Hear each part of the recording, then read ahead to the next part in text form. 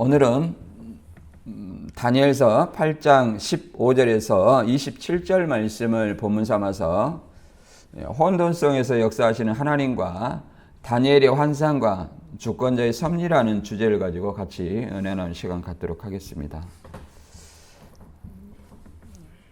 우리가 이제 다니엘서를 우리가 쭉 보면 1장은 다니엘과 세 친구에 대한 어떤 얘기고, 그 다음에 2장은 느부갓네살의 신상에 대한 어떤 꿈과 해석입니다.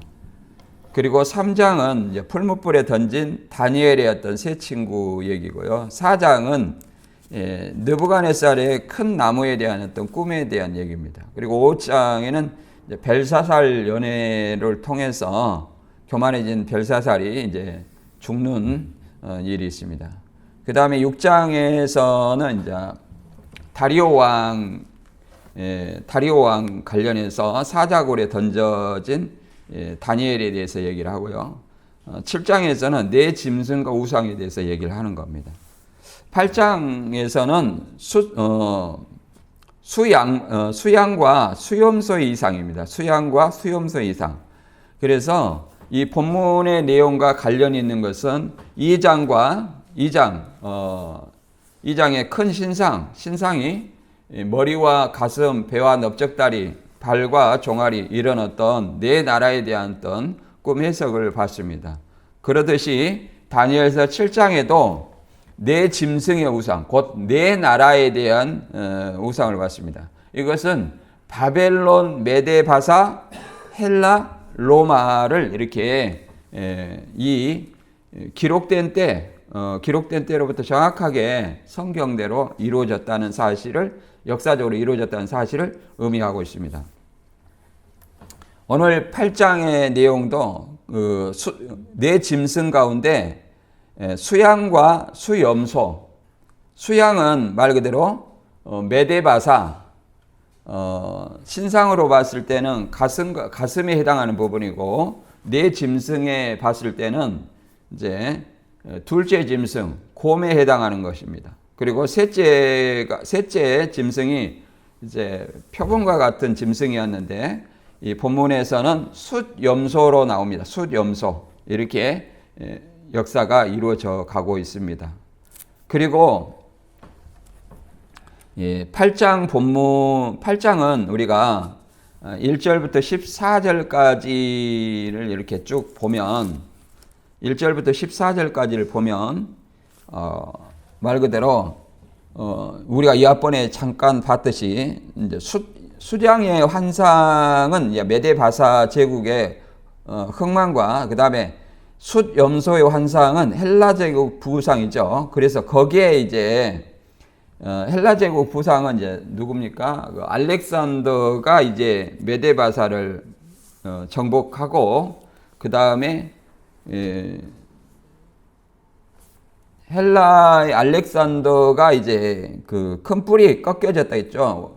큰 뿔이 꺾어져서 그 뿔에서 네 뿔이 나와서 네 뿔 중에 한 뿔이 셀루쿠스 왕조고요. 네 장군 중에 하나죠. 셀루쿠스 왕조, 시리아를 중심으로 한 셀루쿠스 왕조고, 거기에 이제 작은 뿔이 난다 그랬습니다. 작은 뿔은 누구를 얘기하는 겁니까? 이제 적그리스도를 상징하는 안티오쿠스 4세 에피파네스를 얘기를 하는 겁니다. 이가 이제 성전을 모독하는 일이 있죠. 그래서 이런 어떤 배경 속에서 안티오쿠스 에피파네스가 말 그대로 하늘 군대를 대적하여 성소를 더럽히고 진리를 땅에 던지며 스스로 높아진다는 어떤 이런 사건이 말 그대로 BC 167년경 안티오쿠스가 예루살렘 성전에 황폐에 가져간 것을 세운 사건, 말 그대로 제우스 신상을 세운 것이죠.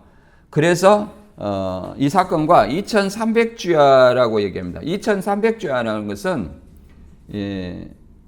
이들이 이 작은 뿔이 2300주야를 지나서 성전을 정결하게 된다, 이런 어떤 내용이에요. 그래서 2300주야는 6년 3개월 20일입니다.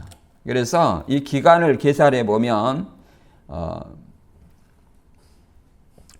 BC 171년경부터 BC 171년경부터 BC 165년 12월 25일까지가 기간입니다. 그러면 이 기간은 뭐냐? 171년에 이제 안티오코스 에피파네스가 유대인 대제사장 오니아스 3세를 죽이고 성전에서 드리던 제사를 폐하는 사건이 일어납니다. 그리고 다시 이제 유다 마카비가 에피파네스를 몰아내고 성전을 정결케 하는 사건이 이제 BC 165년 12월 25일까지 기간입니다. 그래서 제우스 신상을 철거하고 말 그대로 성전을 재건축하고 이렇게 제사를 회복하는 어떤 그 날이라고 그랬죠. 그래서 BC 165년 12월 25일은 성전 봉헌절 한우카 이렇게 얘기합니다. 한우카 수전절이라고 얘기하죠. 수전절. 그리고 이 2300주야는 주야라고 얘기하는 것을 여러 가지로 번역이 또 많이 있는데 아침 저녁으로 예배를 제사를 드리는 그것을 그거를 이렇게 설명합니다. 그러니까 2300일을 얘기하는 거죠. 아침 저녁 제사를 드리는. 그래서 다니엘서 8장 15절부터 27절 오늘 본문이죠. 본문은 이제 다니엘의 환상의 뜻을 알지 못해 이제 14절까지 이제 보여줬어요. 어떤 걸 보여줬습니까? 수염소의 뿔이 무찌르고 그 뿔이 강성해질 때에 꺾이고 그 꺾인 뿔에서 네 뿔이 돋아나서 그 네 뿔은 뭐예요? 알렉산더의 네 장군, 희화의 네 장군이 이제 나라를 얻죠. 근데 전에 알렉산더 대왕의 나라만 못하다고 이렇게 얘기하죠. 거기에서 이제 그 중에 한 장군이 누굽니까? 이제 셀루쿠스 왕조가 이제 한 뿔이 돋아난다고 하죠. 네 뿔에서 다시 한 뿔이 돋아나요. 그리고 그 한 뿔에서 이 셀루쿠스 왕조에서 다시 작은 뿔이 나타나는데 이 셀루쿠스 왕조의 이 8대 왕인 안티오코스 4세 에피파네스가 이제 하나님의 성전 유대인을 핍박하고 제사장 오니아스 3세를 죽이는 어떤 그런 일들을 하게 되는 겁니다. 이런 어떤 것들을 나타내고 있죠. 그리고 이런 어떤 사건이 2300주야가 지나면 성전이 정결하게 되리라. 이런 어떤 환상을 받아보고 이 환상의 뜻을 알지 못해 이제 본문에 고민하자 하나님은 천사 가브리엘을 보내 다니엘에게 알게 합니다. 이 환상은 종말의 때를 가리킨다고 말하며 헬라 제국의 붕괴와 함께 등장할 왕, 그 작은 뿔이죠. 작은 뿔이에요. 작은 뿔은 누구라고 했어요? 안티오코스 에피파네스라고 얘기했죠. 강한 권세를 가졌으나 사람의 손이 아닌 하나님의 심판으로 멸망하게 될 것을 얘기를 하는 겁니다.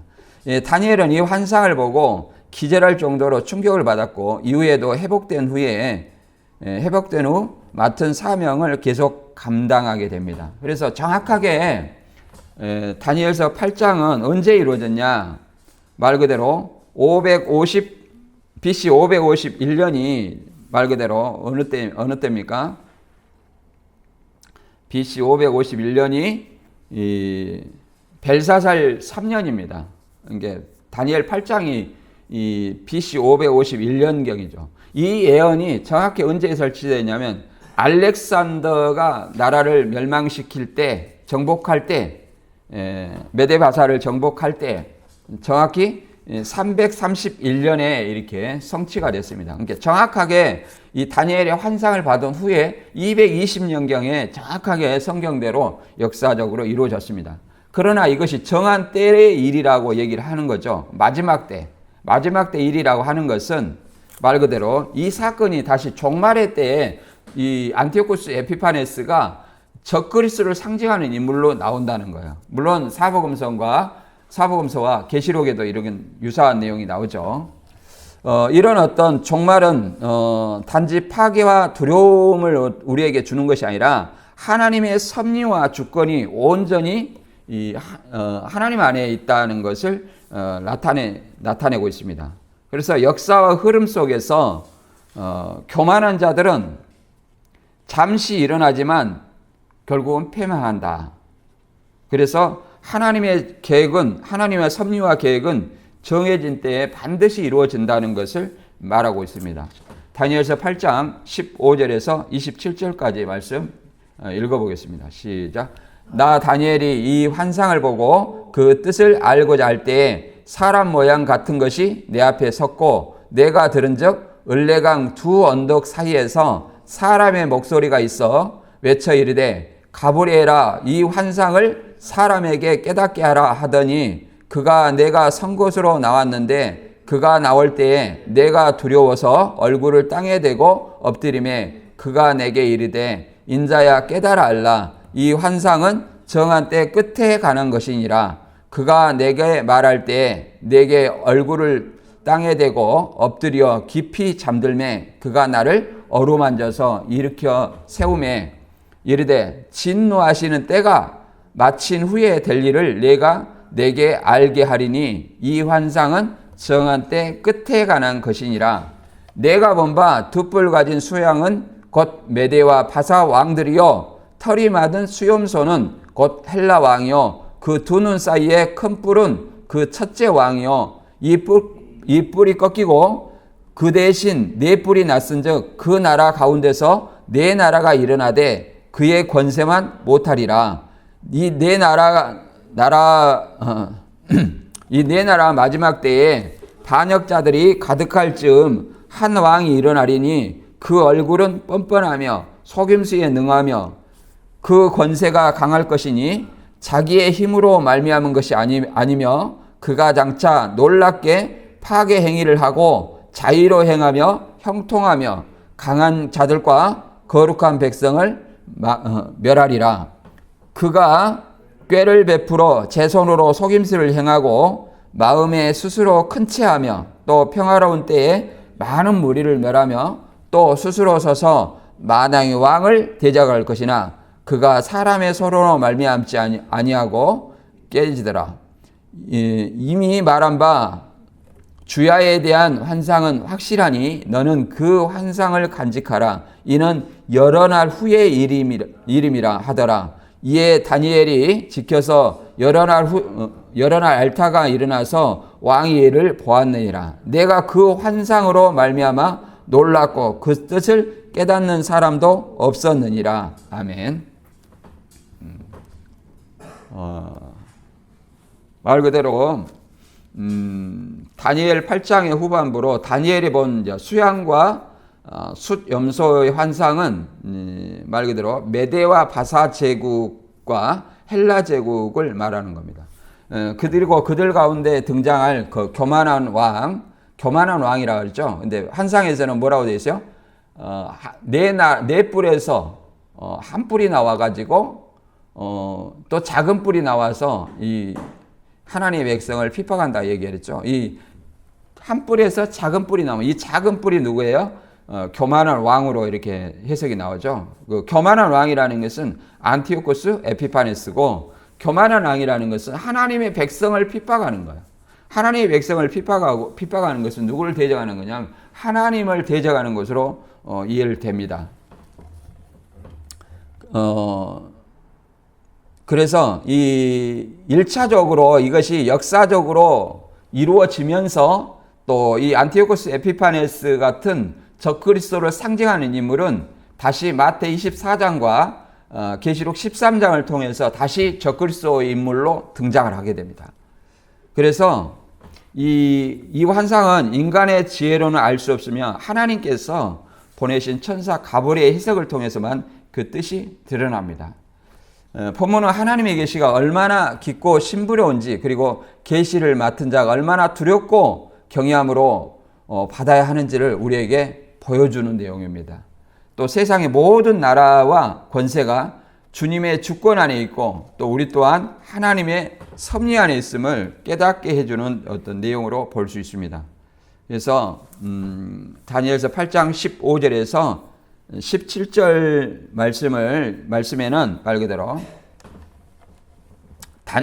다니엘의 환상에 대한 다니엘의 반응과 가브리엘이 이제 나타나서 알려주는 어떤 내용이 나옵니다. 한번 읽어보겠습니다. 나 다니엘이 이 환상을 보고 그 뜻을 알고자 할 때에 사람 모양 같은 것이 내 앞에 섰고 내가 들은즉 을레강 두 언덕 사이에서 사람의 목소리가 있어 외쳐 이르되 가브리엘아 이 환상을 이 사람에게 깨닫게 하라 하더니 그가 내가 선 곳으로 왔는데 그가 나올 때에 내가 두려워서 얼굴을 땅에 대고 엎드려 그가 내게 이르되 인자야 깨달아 알라 이 환상은 정한 때 끝에 가는 것이니라. 이렇게 얘기를 합니다. 그래서 정한 때 끝이라는 것은 메데바사 헬라제국 그렇잖아요. 메데바사 그 다음에 헬라제국 그리고 특히 안티오코스 4세 에피파네스와 같은 적그리스도적인 인물 작은 뿌리죠. 출현과 그의 행적으로 그 행적을 구체적으로 예언한 것입니다. 이게 종말에 나타날 것이기 때문에 1차적으로 역사적으로 이루어지고 종말에 나타날 적그리스도를 얘기하는 것이기 때문에 정한 때 끝에 가는 것이니라. 하나님의 정한 역사의 끝. 1차적으로는 정한 때 끝은 뭐예요? 이 안티오코스 에피파네스로 이루어지는 거죠.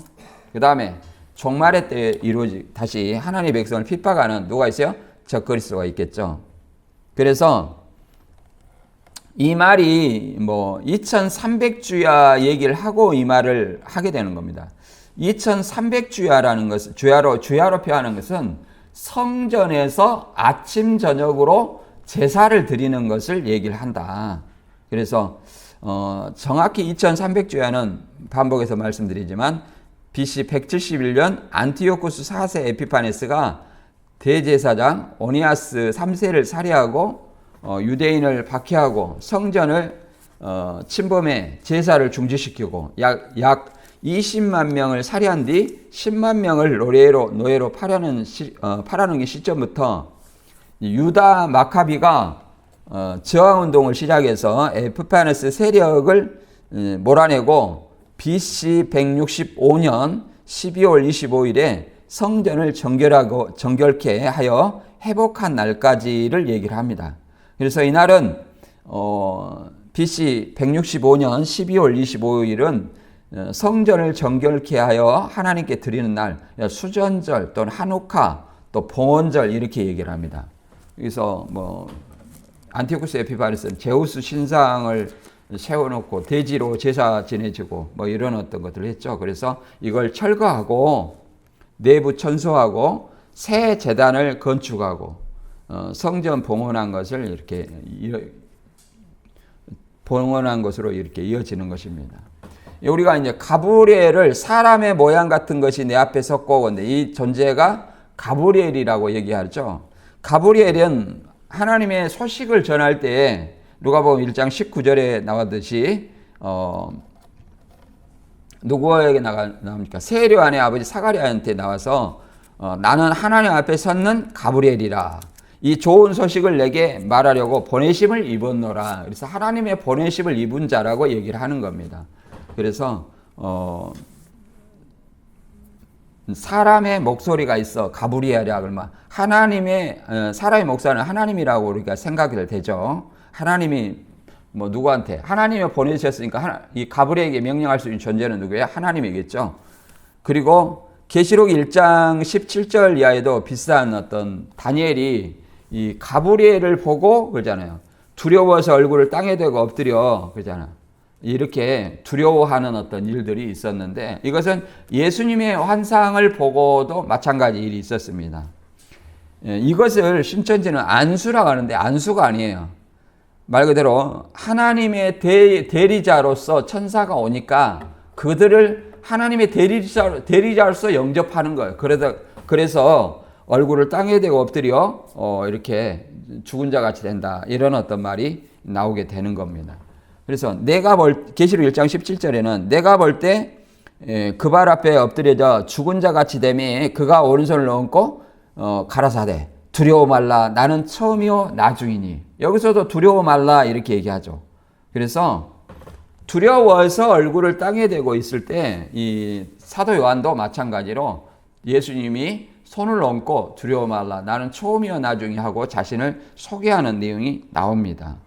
이와 같이 하나님께서는 아모스 3장 7절의 말씀처럼 자기의 비밀을 그종 선지자에게 보이지 아니하시고는 결코 행하심이 없으리라. 신천지는 이만 씨한테 보여줬다고 이렇게 얘기하는데 그런 내용이 아니라 하나님이 보여주신 어떤 자기의 비밀 이런 반드시 보여주고 행하신다는 거예요. 예를 들어서 노아의 심판을 홍수 심판을 노아에게 보여주고 또 소돔과 고모라의 심판을 롯에게 보여주고 마찬가지로 지금 다니엘에게 보여준 이 환상도 마찬가지로 정한 때 반드시 이루어졌습니다. 정확하게 220년 후에 알렉산더를 통해서 이렇게 이루어졌다. 그래서 하나님께서는 자기의 비밀을 반드시 보여주시고 그 말씀하신 환상과 예언대로 이루어짐을 우리는 알아야 됩니다. 하나님은 실수하지 않으시고 거짓말하는 분이 아니시다는 사실 우리는 깨달아야 알아야 되겠습니다. 이제 두 번째는 이제 8장 18절부터 22절까지는 이제 오늘 본문의 핵심인데 수양과 숫염소의 뿔이 꺾이고 네 뿔의 환상에 대한 해석이 나옵니다. 이것은 말 그대로 반복해서 말씀드렸듯이 이제 메데와 바사, 헬라, 그 다음에 알렉산더 대왕, 그리고 알렉산더 대왕의 휘하의 네 장군에 대한 어떤 이야기죠. 8장 18절부터 한번 읽어볼까요? 그가 내게 말할 때 내가 얼굴을 땅에 대고 엎드려 깊이 잠들매 그가 나를 어루만져서 일으켜 세우며 이르되 진노하시는 때가 마친 후에 될 일을 내가 내게 알게 하리니 이 환상은 정한 때 끝에 관한 것이니라. 내가 본 바 두 뿔 가진 수장은 곧 메데와 바사의 왕들이요 털이 많은 수염소 첫째는 곧 헬라 왕이요 그 두 눈 사이에 있는 큰 뿔은 그 왕이요 그 윗뿔이 꺾이고 그 대신에 네 뿔이 났은즉 그 나라 가운데서 네 나라가 일어나서 그의 권세만 못하리라. 이 네 뿔이 큰 뿔이 꺾이고 큰 뿔은 것은 누구예요? 수염소의 큰 뿔은 알렉산더 대왕이죠. 알렉산더가 곧 사망하고 나서 후계자 없이 죽었어요. 그래서 네 휘하의 장군이 이 알렉산더 대왕의 나라를 나눠 가집니다. 나눠 가졌는데 어떻게 됐어요? 네 지역으로 나눴죠. 톨레미오 예국, 셀루쿠스의 시리아, 그 다음에 카산다의 마게도니아, 그 다음에 리시마쿠스의 소아시아 이렇게 네 개의 나라로 나누어 가졌죠. 근데 그 중에 이제 누가 다시 도단한 역사를 하냐면 셀러쿠스 왕조가 다시 나타나죠. 셀러쿠스 왕조. 이것은 7장에서는 이 메데와 바사는 숫양으로 나오죠. 숫양. 숫염소는 10장에서는 뭐로 표현되냐면 표범으로 표현됩니다. 헬라, 곧 그리스, 나폴레옹을 얘기하죠. 그리고 나폴레옹을 큰 뿔로 비유합니다. 알렉산더 대왕이죠. 나폴레옹이 아니라 알렉산더 대왕을 큰 뿔로 표현하죠. 그리고 알렉산더 대왕의 후계자 없이 죽어서 휘하의 네 장군을 네 뿔로 또 네 나라로 이렇게 등장합니다. 그 네 나라 중에 한 뿔, 곧 셀러쿠스 왕조의 이제 8번째 왕이 안티오쿠스 4세예요. 그래서 BC 171년에 이제 대제사장 오니아스 3세를 죽이고 이제 성전을 더럽히는 어떤 일들이 있습니다. 그것이 2300주야죠. 이것은 다니엘서 2장 신상에 대해서 느부갓을 신상의 해석을 통해서도 바벨론, 메데바사, 헬라, 로마 제국 등 세상 제국의 역사를 예언한 것이라고 이렇게 분명하게 말할 수 있습니다. 하나님께서는 이와 같이 우리가 사도행전 17장 26절에 보면 하나님께서는 모든 것을 하나님은 거주와 경계, 왕의 흥망성쇠 이렇게 세상의 왕들까지로 주장하신다는 것을 우리는 깨달아 알아야 됩니다. 사도행전 17장 26절에는 그분은 인류의 모든 족속을 한 혈통으로 만드셔서 온 땅에 살게 하셨으며 그들이 살 시기와 거주할 지역의 경계를 정해 놓으셨습니다. 이렇게 살 시기, 그죠?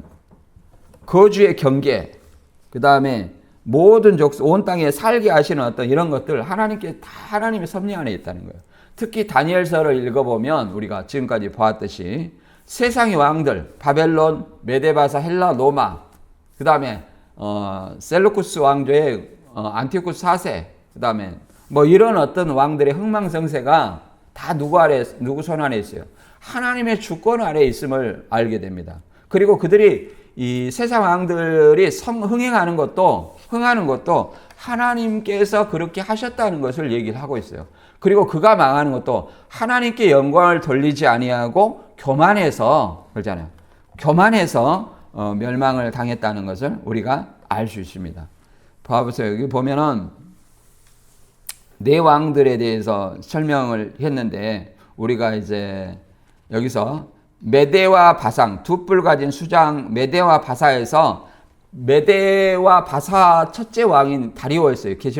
다니엘서 6장에 다리오 왕은 이 과도기적 바사 왕 고레스 전까지 과도기적 왕이었어요. 그래서 나중에 이제 바사 왕 고레스가 이제 바사 왕으로 이렇게 치리를 하죠. 치리를 하는데 우리가 이제 왜 바사 왕을 잠깐 보자고 하냐면 이사야 41장 이하에부터 이 바사 왕, 페르시아 왕 고레스를 하나님의 기름 부은 자, 착목자, 동방의 의인 이렇게 이런 어떤 말들로 마치 예수님을 예표하는 인물처럼 이렇게 표현하고 있습니다. 그러나 이제 이단들은 이 인물들을 교주로 묘사해서 등장시키기도 합니다. 그러나 그런 뜻이 아니라는 것을 좀 알아야 됩니다. 그러면 왜 하나님께서는 이 페르시아 왕 고레스를 말 그대로 이렇게 예수님을 예표하는 인물처럼 구원자로 이렇게 말하는가? 그것은 하나님이 다니엘에게 말한 그 바벨론 포로 기간 70년 후에 하나님이 이 백성을 다시 유대로 귀환시키는 어떤 일을 하겠다 이런 어떤 약속을 해주셨죠. 그 약속처럼 예루살렘의 황무함이 70년 만에 마치리라. 이걸 다니엘 9장 2절에도 다니엘도 깨달았다고 얘기를 하는 겁니다. 그래서 에스라 1장 2절에 보면 페르시아 왕 고레스는 다음과 같이 선포한다. 하늘의 주 하나님이 나에게 이 땅에 있는 모든 나라를 주셔서 다스리게 하셨다. 또 유다에 있는 엘리살렘에 그의 성전을 지으려고 명하셨다. 하나님이 지금 이 고레스를 통해서 감동을 주셔가지고 이제 예루살렘에 있는 성전을 짓게 하는 겁니다. 그럼 성전을 지으려면 누구 어떻게 해야 돼요? 바벨론 포로 돼 있는 그들을 유대인들을 다시 귀환을 시켜가지고 예루살렘 성전을 건축하게 합니다. 그래서 이 고레스 원년이 언제냐면 BC 538년이에요. 그러면 바벨론에게 멸망당한 횟수는 언제예요? 연수는 언제예요? BC 586년입니다. 586년과 538년은 어떻게 돼요? 70년이 안 되죠. 그래서 정확하게 70년은 뭘로 계산했냐? BC 586년에 예루살렘 성전을 멸망을 시켰어요. 그리고 이제 고레스가 바벨론을 멸망시킨 후에 BC 538년에 이제 유다 백성들을 말 그대로 예루살렘으로 귀환시켜 가지고 성전을 재건하기 시작합니다. 그래서 수룹바벨, 에스라, 느헤미야를 통해서 1차, 2차, 3차를 통해서 유다 백성들을 귀환을 시킵니다. 그래가지고 성전이 완공이 되는 때가 언제냐면 BC 516년이에요. 그래서 정확하게 성전이 무너짐과 성전이 다시 세워지는 완공된 때까지를 이 예루살렘의 황무함의 연수 70년이라고 이렇게 얘기를 하는 겁니다. 그래서 하나님이 고레스를 통해서 유대인들을 기한을 시켰기 때문에 이 고레스는 유대인들에게 뭐처럼 나타나냐면 구원자, 바벨론 포로에 있는 그들을 다시 유대로 귀환시켜주는 구원자처럼 묘사됩니다.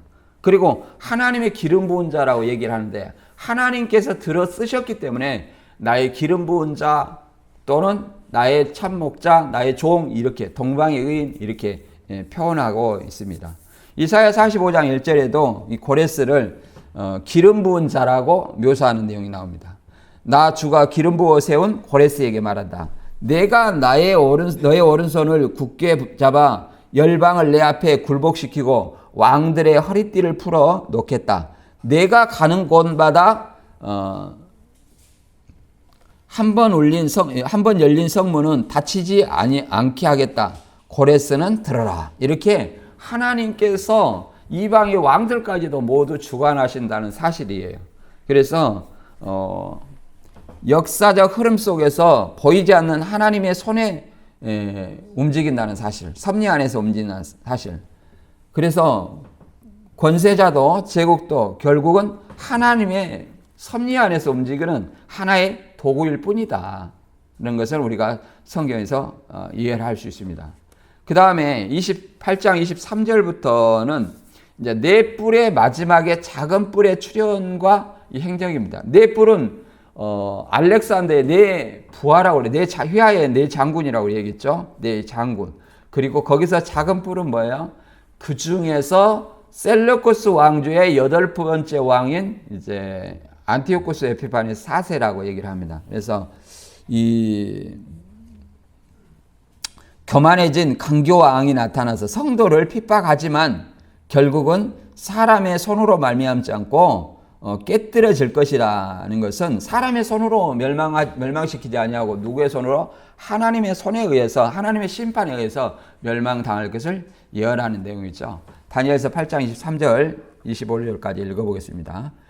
이 네 나라가 마지막 때에 반역자들이 가득할 즈음 한 왕이 일어나리니 그 얼굴은 뻔뻔하며 속임수에 능하며 그 권세가 강할 것이나 자기의 힘으로 말미암은 것이 아니며 그가 장차 놀랍게 파괴하기를 하고 자의로 행하며 형통하며 강한 자들과 거룩한 백성을 멸하리라. 그가 꾀를 베풀어 제 손으로 속임수를 행하고 마음에 스스로 큰 체하며 또 평화로운 때에 많은 무리를 멸하며 또 스스로 서서 만왕의 왕을 대적할 것이나 그가 사람의 손으로 말미암지 않고 깨지리라. 이렇게 얘기를 합니다. 그래서 이 네 나라의 마지막 때 반역자들이 가져갈 점, 네 나라의 어떤 멸망을 암시하는 거죠. 그 중에 한 왕이 일어난다. 이게 한 왕이 누구예요? 네 뿔에서 한 뿔이 나와 그 또 작은 뿔이 나온 그 작은 뿔 곧 안티오코스 에피파네스를 얘기합니다. 셀루코스 8번째 왕이죠. 이가 하나님의 백성을 그러잖아요. 이게 멸망시킬 것을 얘기를 하는 것이죠. 멸망시킬 걸 얘기합니다. 이는 누구예요? 적그리스도를 상징하는 인물이다. 네 장군의 잡은 뿔은 이렇게. 그래서 역시 안티오쿠스 4세는 유대교를 말살하려고 예루살렘 성전을 더럽히며 유대인들을 잔혹하게 박해하고 이 작은 뿔의 연이 역사적으로 정확하게 성취되었습니다. 200년 후에 이렇게 성취됐죠. 200년 후에. 이것을 마태 24장 15절에는 그러므로 너희가 선지자 다니엘이 말한 바 멸망에 가정한 것이 거룩한 것에 선 것을 보거든 읽는 자는 깨달을진저. 선지자 다니엘이 말한 것은 안티오쿠스 에피파네스 4세를 얘기하는 거예요. 이 4세가 거룩한 곳에 멸망에 가정한 것. 그러잖아요. 제우스 신상을 세우듯이 이 로마 국기를 세우고 로마 어떤 독수리 국기를 어떤 성전에 꽂아놓는 거. 그 다음에 계시록 그러잖아요. 13장에는 이 도미티안 황제가 하나님의 성도를 대적하고 죽이는 거. 그런 어떤 것들. 이 도미티안 황제도 결국은 누구를 상징합니까? 적그리스도를 예표하는 인물이라고 말할 수 있습니다. 데살로니가 후서 2장 3절과 4절에도 마찬가지로 누가 아무렇게 하여도 너희가 미워하지 말라. 먼저 배교하는 일이 있고 저 불법의 사람 멸망의 아들이 나타나기 전에는 이르지 아니하리니 그는 대적하는 자라.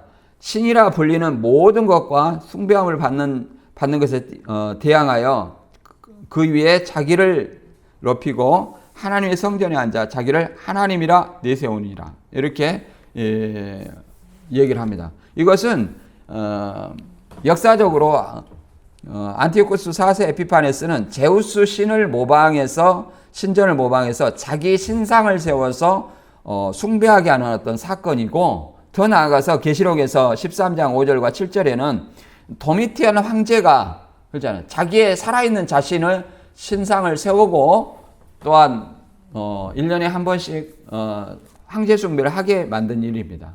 이런 어떤 행위는 뭐냐? 바로 하나님이 아닌 존재가 하나님인 체하여 자기를 숭배하게 하는 것, 경배하게 하는 것, 이것이 뭐예요? 적그리스도의 행위라. 그래서 적그리스도를 상징하는 인물로 나옵니다. 이런 어떤 적그리스도를 상징하는 인물들은 계시록 19장 20절에 보면 아마겟돈이 모인 적그리스도의 세력이 결국은 백마탄 예수님 군대와 이렇게 마지막 종말에 싸워서 불못에 들어가는 것처럼 묘사되어 있습니다. 그러나 예수님이 재림하면 이 적그리스도 세력, 불신자들이 완전히 불못에 처하는 것들을 얘기를 하는 겁니다. 이들이 미혹자예요. 그래서 에베소 6장 3절에도 하나님의 전신갑주를 취하라. 이는 악한 날에 너희가 능히 대적하고 모든 일을 행한 후에 서기 이함이라. 악한 날에 능히 대적하기 위해서 우리는 하나님의 전신갑주를 입어야 됩니다. 그래서 역사적으로도 안티오코스 에피파네스가 적그리스도 행위를 했듯이 이 적그리스도가 지금도 있고 종말의 때에는 아주 세력이 연합한다는 것은 더 심하게 강성해질 것을 얘기를 하고 있습니다. 그래서 우리는 항상 성도들은 적그리스도의 세력에 미혹되지 아니하도록 항상 깨어 있어야 한다는 것을 성경은 말하고 있습니다. 그 다음에 다니엘서 8장 26절부터 27절까지 내용은 이제 환상의 확증과 다니엘의 반응입니다. 말 그대로 26절과 27절은 가브리엘의 환상을 봉인하라고 명하고 다니엘은 쓰러지지만 다시 회복하여 왕의 일을 이어갑니다. 내용을 한번 읽어보겠습니다. 이미 말한 바 주야에 대한 환상은 확실하니 너는 그 환상을 간직하라. 이는 여러 날 후의 일임이라 하더라. 이에 나 다니엘이 지쳐서 여러 날 앓다가 일어나서 왕의 일을 보았느니라. 내가 그 환상으로 말미암아 놀랐고 그 뜻을 깨닫는 사람도 없더라. 이렇게 없었느니라. 이렇게 말하죠. 그래서 다니엘서 8장 14절 여기서 주야에 대한 환상은 그냥 2300 주야 2300 아침 저녁 제사 이렇게 다른 번역본은 돼 있어요. 그래서 2300주야에 대한 환상은 확실하니 그러잖아요. 반드시 여러 날 후에다. 여러 날 언제? 1차적으로는 역사적으로 200년 후에 일어났고 그 다음에 더 나아가서 2300주야는 성전을 정결케 하는 기간 BC 171년 에피파네스가 제사장 오니아스 3세를 살해하고 제사를 드리지 못하게 하는 거고, 그 다음에 유다 마카비가 165년 12월 25일까지 성전을 정결케 하는 어떤 사건의 기간을 얘기를 합니다. 1차적으로 이루어졌어요. 이런 것들이 결국은 언제? 마지막 때 일이다. 그 말은 이런 어떤 적그리스도와 같은 존재들이 일어날 때에 예수님이 재림함으로 완전히 없앤다는 것을 얘기를 하고 있습니다. 계시록 19장 19절에서 20절 읽어보면 이렇게 말합니다. 나는 또 짐승과 세상의 왕들과 그의 군대들이 흰 말과 타신 분과 그의 군대들을 대항하여 싸우려고 모여있는 것을 보았습니다. 그러나 그 짐승은 붙잡혔고 또 그 앞에 기이한 일들을 행하던 그 거짓 예언자도 그와 함께 붙잡혔습니다. 그는 짐승의 표를 받은 자들과 그 짐승의 우상에 절하는 자들을 이런 기이한 일로 미혹시킨 자입니다. 그 둘은 산채로 이 타오르는 불바다로 던져졌습니다. 이렇게 얘기합니다. 이게 아마겟돈 심판이에요. 짐승의 세력과 예수님의 백마탄 예수님의 세력이 군대가 이게 전쟁을 하는 것처럼 묘사되어 있으나 이미 예수님은 십자가 부활로 이미 승리자입니다. 그래서 승리자인 예수님께서 재림함으로 적그리스도와 거짓 선지자 이들의 세력은 완전히 불못에 던져짐을 마지막 최후의 심판으로 불못에 던져짐을 얘기를 하고 있습니다. 그러하듯이 이사야 55장 11절의 말씀처럼 하나님의 입에서 나가는 말도 이와 같이 헛되이 되돌아오지 아니하고 나의 기뻐하는 뜻을 이루며 내가 보낸 일에 형통하리라. 반드시 정한 때에 반드시 하나님께서는 이루시겠다 이렇게 얘기를 하는 겁니다. 오늘 말씀 다시 한번 요약하면 다니엘이 본 수양과 수염소 환상은 단순한 상징이 아닌 1차적으로 메데와 바사 제국과 헬라 제국 그리고 그 가운데 등장할 교만한 왕 안티오쿠스 에피파네스를 예언하는 역사적인 사건이면서 또 종말론적인 계시입니다. 이 환상은 인간의 지혜로는 이해할 수 없었으며 하나님께서 보내신 천사 가브리엘의 해석을 통해서만 그 뜻이 드러나게 되었습니다. 따라서 이 하나님의 계시는 인간의 지혜로는 깨달을 수 없는 비밀이라는 것을 우리가 깨달아야 되고 세상의 역사와 모든 권세, 세력까지도 결국은 하나님의 주권 안에서 흥하고 망하게 된다는 것을 우리는 알 수 있습니다.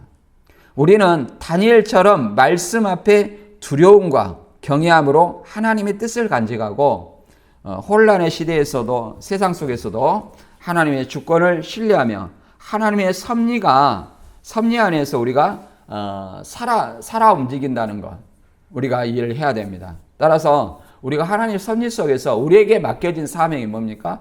항상 악한 날에 능히 대적하기 위해서 전신갑주를 입으라는 말입니다. 그리고 복음을 세상 끝날까지 전하라는 이 사명입니다. 이 사명을 저와 여러분이 다 실천하는 여러분이 되시기를 주님의 이름으로 축원합니다.